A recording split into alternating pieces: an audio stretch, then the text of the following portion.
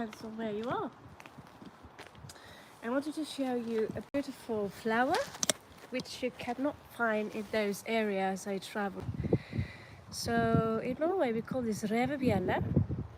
This is also known as Digitalis purpurea or Digitalis purpurea. So it looks very beautiful. Don't eat it. They are making heart medication from this one, and apparently if you eat it, it will give you a very horrible sensation. Actually, I never tried, obviously, but apparently the sensation is very similar to the devil's bell, also known as datura.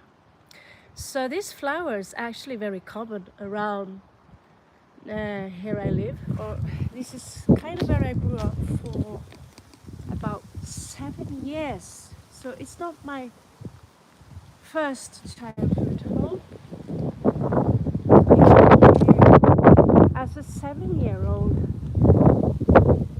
So I'm going to have a look. You can have a look around. This is South Norway, southeast coast of Norway, and the buildings here are also made of wood. So if you want to come to Norway and pay a visit, well, this is Nedenes of Arendal. So we are a little bit, we are not exactly, I can't say we are far away from the coast. We will be, you know, actually if we climb to the top over there, see one of the beautiful houses over there, it's got a beautiful outlook there. You will actually be able to see to the ocean. I'm going to have to travel a little bit further. So here a couple of guys I tend to get in trouble with, and this is the house. We used to go here and dress up. It was our Norwegian style of Halloween, where we called it julebukk, which instead of Halloween we used to dress up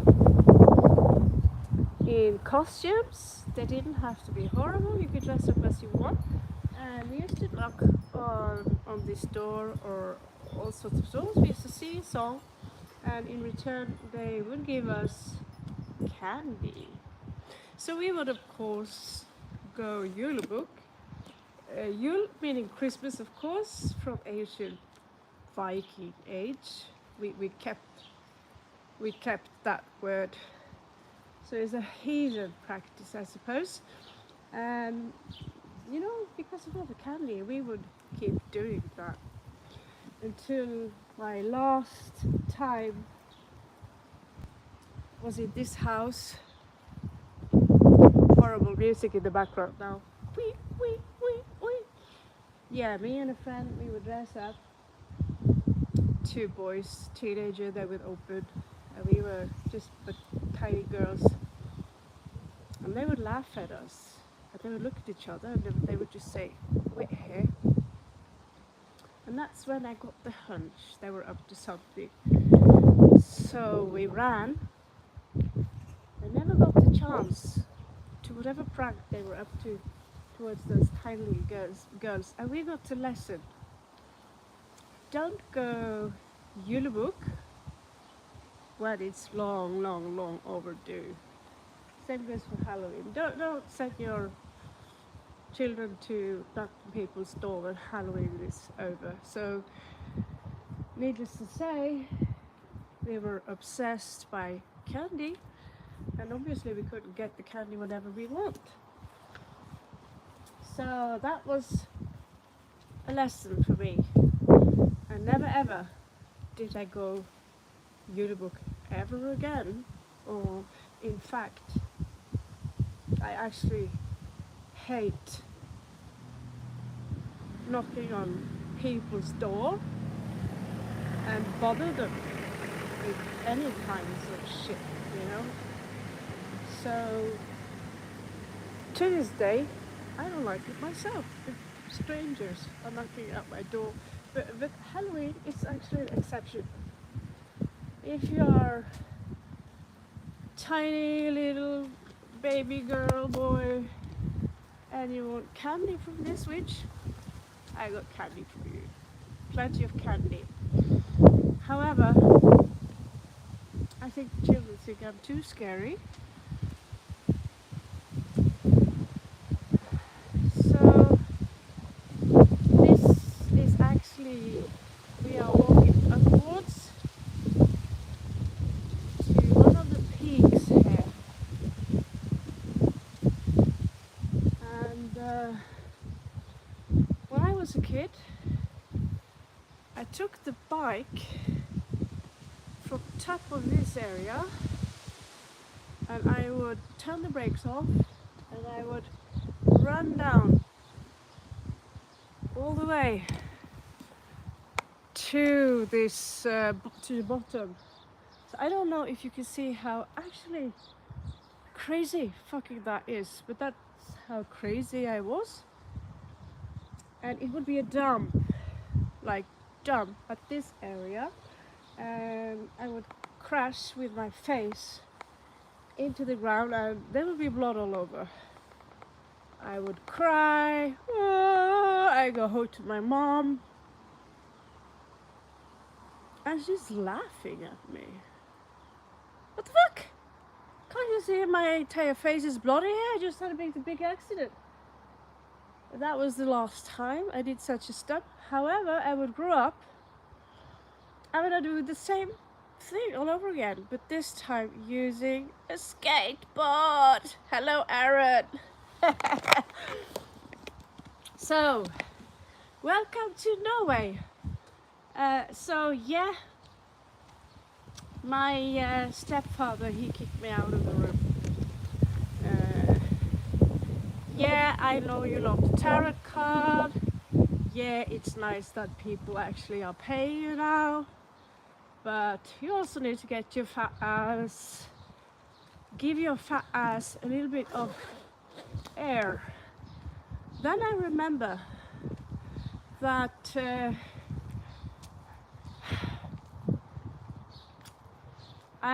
it's been a while since I've been online on my own channel.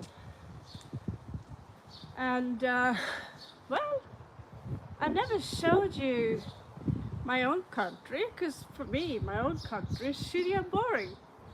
What's to look at, you know? Incredibly enough, I do recognize this flower here. It's known as poppy. Poppy! Obviously, this is not the poppy many would want it to be. It's just a beautiful flower. And so, right now, it's actually quite stunning. If you can see right here, it's actually super stunning. See this area? That's poppy, yeah. So see this area. Those are actually one of my favorite, absolute favorite tree in the world. It's one form of what you call in Spanish, piña. I just love them. They're just, you know, they sometimes, I mean, they bring me back to childhood. And of course, willow tree, obviously. So here are some flowers that grows very wild in Norway. Not so much in other countries. So this is what we called like a priest, what you know, what the priests got around here, the white thingy, prästekrage. And there's a special flower here. So what we do is we take of this one and it's seed inside, and we will put this one on the nose. So as you can see here, me biking and doing skateboard. Yeah, I did the same thing with the skateboard. It's actually, I'm still alive. That's, yeah. I'm still alive. Yeah, I was kind of a nut job, but I was baby. I suppose I still am.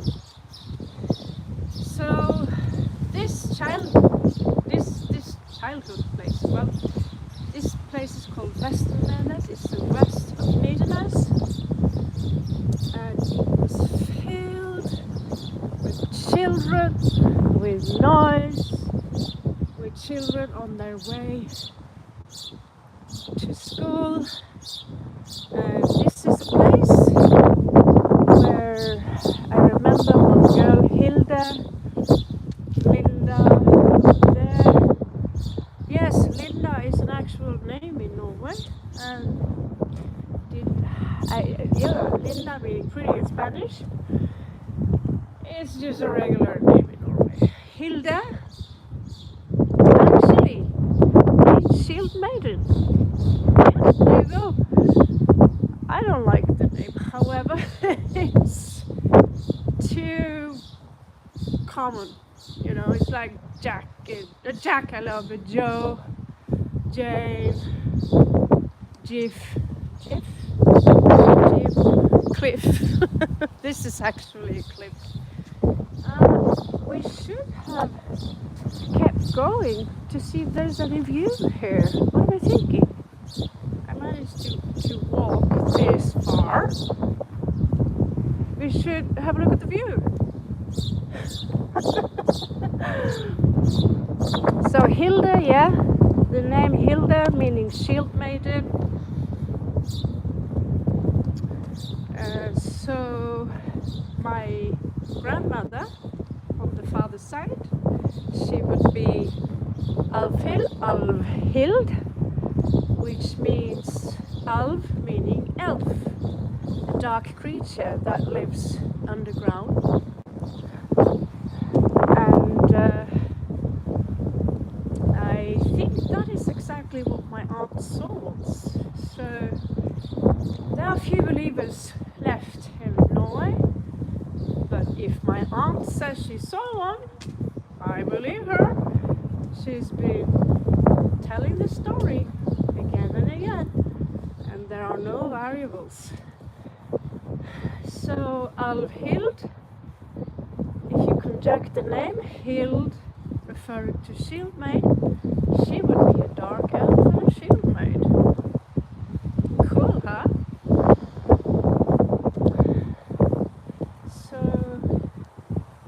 if I'm allowed, I don't know if this is someone's property, which that probably is.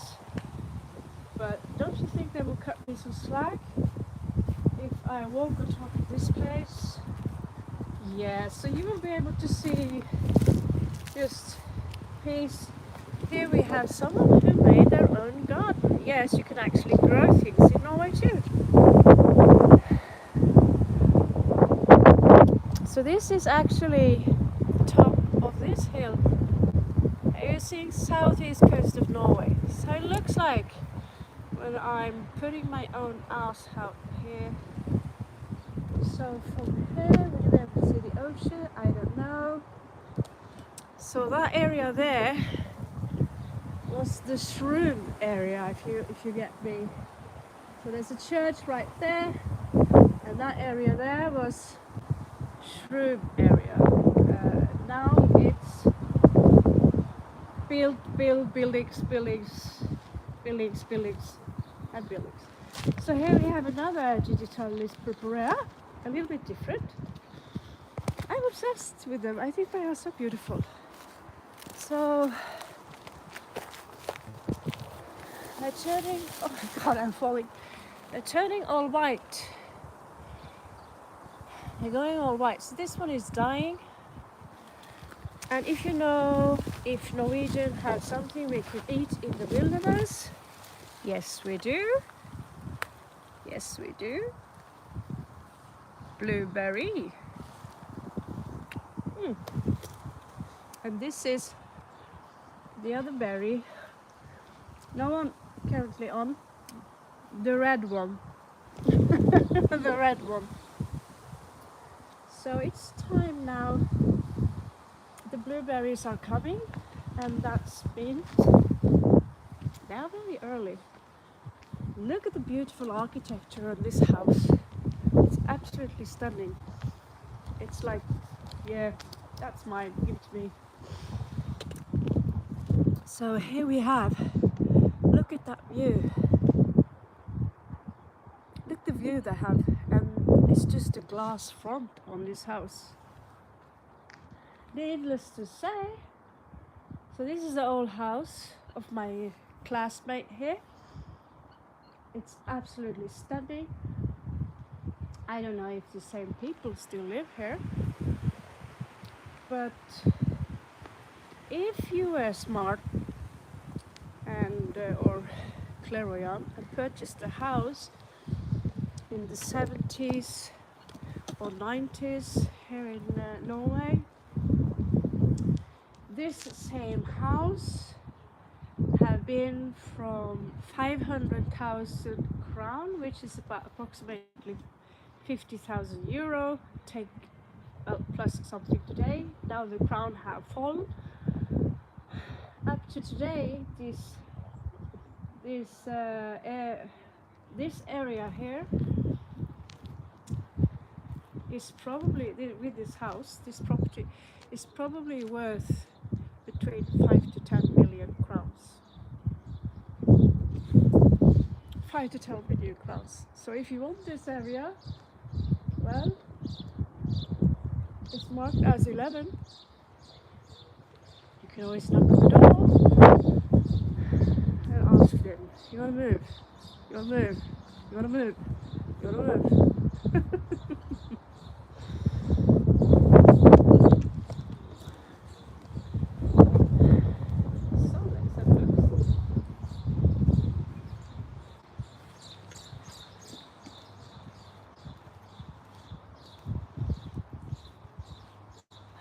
We are going all the way back, and it's all going to be live. I won't be able to. It's a little bit like slow motion movies in Norway, where you would sit and watch a movie where you're all the time on a train. I don't get. I don't quite understand why you just don't buy a ticket. It's not expensive, and put your ass on that train for hours and be on an actual train instead of watching the TV while you are crocheting. It's unbelievable. So Norwegian, if you're from Norway, få ræva di ut. That goes for me as well. So actually here you can see a beautiful view. So the people who purchased the houses in the 70s and 80s here, a lot of them have moved. Those who still live here, they have a very valuable property, needless to say. Really, not all of them are equally wealthy. Maybe these people try to prioritize as me, spending my money on travel. I want, it's difficult to take away this need of being on some kind of an adventure. However, when I am here now, I'm home, I feel more safe,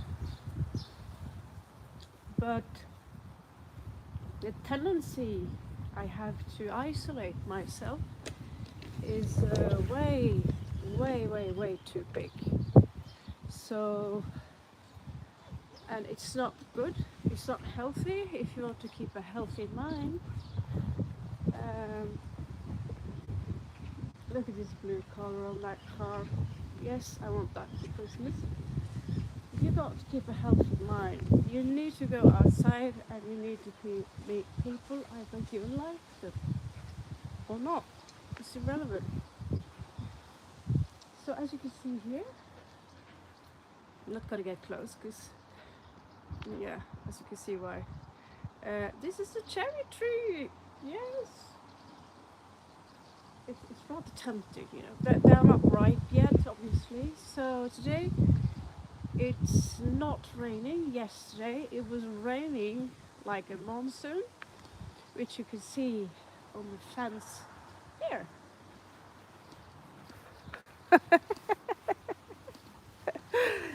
Yeah, clearly, if you see how they actually buried that fence, well, you rely on the rocks in the bottom of the fence.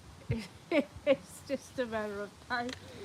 Yeah, although I've learned from living in the mountains, in the wilderness, you know, that we don't like to use cement.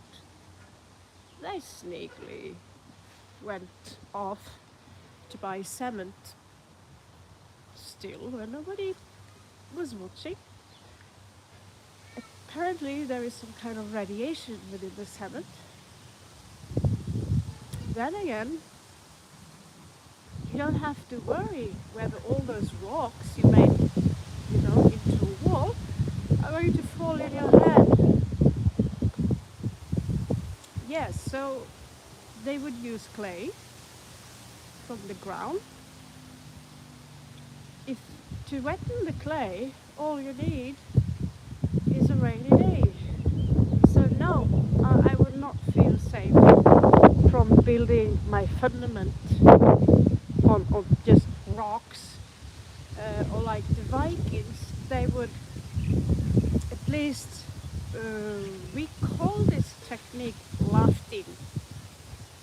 So the ancient houses that the Vikings would build would base itself on lofting. I don't know, I might be far out here.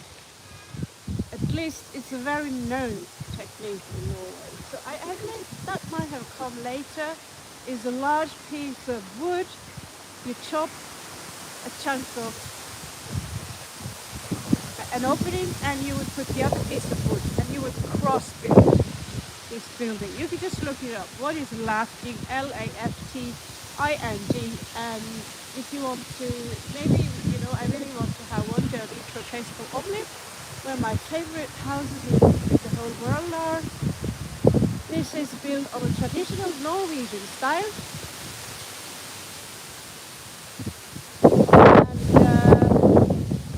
But what we all know is that the Vikings, when they built their houses, they used cow shit to create heat. And in the beginning, you think, oh my lord, this is disgusting, this is foul, this is horrible. How can you really live and be surrounded by cow shit? Well, in the end of the day, we eat cow shit all the time.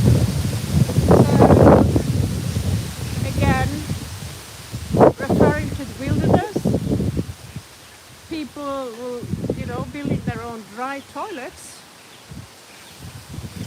And after you've been doing your thing, we put soil on top. It takes approximately 2-3 days, and you will literally watch that the leftovers from the bun is gone. It's turned into soil.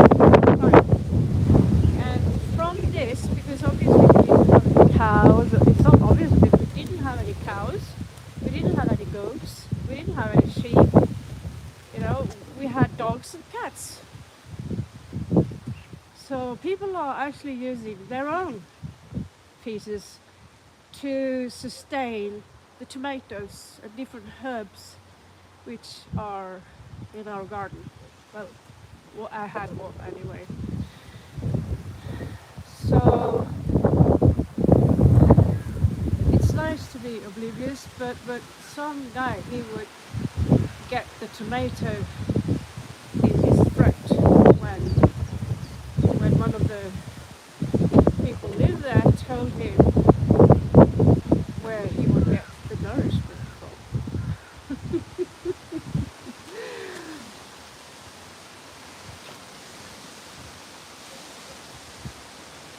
Tanners, hello. Welcome to my part of the world. So this is very, very, very different from your world. This is the other side of the planet, and what I've seen from India, the houses are from clay, bricks, same with Spanish houses. Some of the Spanish houses, it's a dangerous way of living. The bricks are so fragile that it scares me to know that, oh, this house is bricks. If you punch in the wall, it will break. Now, the problem with these houses, clearly you see the style. It's got some kind of neo-futurism within it. I know that's a contradiction to, myself giving a name to neo-futurism, but if you check out the futurism within the architecture style of, I suppose, the 20s, they would glaze at the future. How would the houses of the future look like? Maybe it was the 30s. Anyway, it was the beginning of the 19 something. And many of the houses at that point would look like something from the future. And some of them are a little bit brutal. We also had a style within architecture that was actually called brutalism. A couple of things about architecture at all. Actually, it's a part of I think we have to learn. Either we like it or not. So brutalism, well, it should be within the word. And so many of the houses ending up being just very square. Very square, obviously very minimalistic, like my hair. This is not my good hair day, by the way. And for some reason in the 70s, there was some kind of vintage, some kind of romantic, we would romanticize. Which again, is from Rome. Oh my God. So, okay, a break. Look at the beautiful flowers. I always have to film the flowers to show that, well, it's still hope for this world. If you could see flowers, there is still hope. The star card of the star card. So, in the 70s and the 60s, you will see most of the houses everywhere. It's like a trend. Just like a trend, this jacket I'm wearing is a trend. Just like the slim jeans I'm wearing is a trend. You will see the trend, which is called futurism. And that is a very minimalistic approach to architecture. And this is what Norway is very known for, is to create a very simplistic perception. Okay, it starts to rain, so this is, I have to cut it short. I don't have any rainy support for my phone. So, yes, it's a simplistic approach to architecture. Obviously, not obviously, you would think that, oh, this is not Raven style. Yes, this is Mali style. I actually love it. I suppose I gotta go home already on low power mode. That's what comes with buying an iPhone, by the way. Hello, team. So yeah, I'm going back home, and so basically the trend in Norway would grow out because people, they realize that having this kind of roof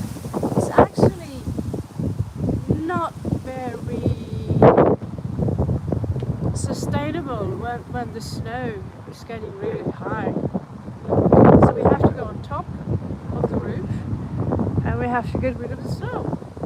Because if it's too much, I don't know, don't want to see that picture. Yeah, the snow actually gets quite heavy when it starts raining and snowing, raining and snowing. First of all, you can picture there's a lot of snow on top of this building and it's very high.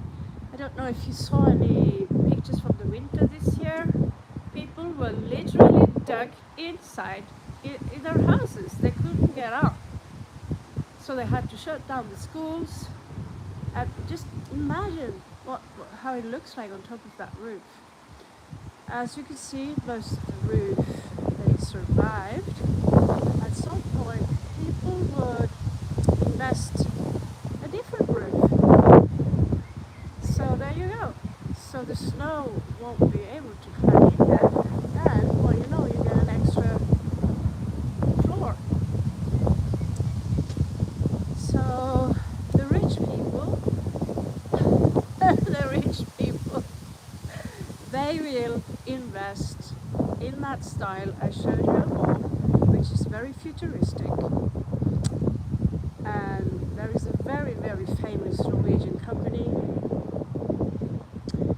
who, I can't remember the name of this Norwegian company, seated in Oslo, that are creating the most stunning architecture everywhere in Norway on top of the mountains. So they have stunning vision and now it's raining. So I gotta go, guys. I have to run because, okay, bye.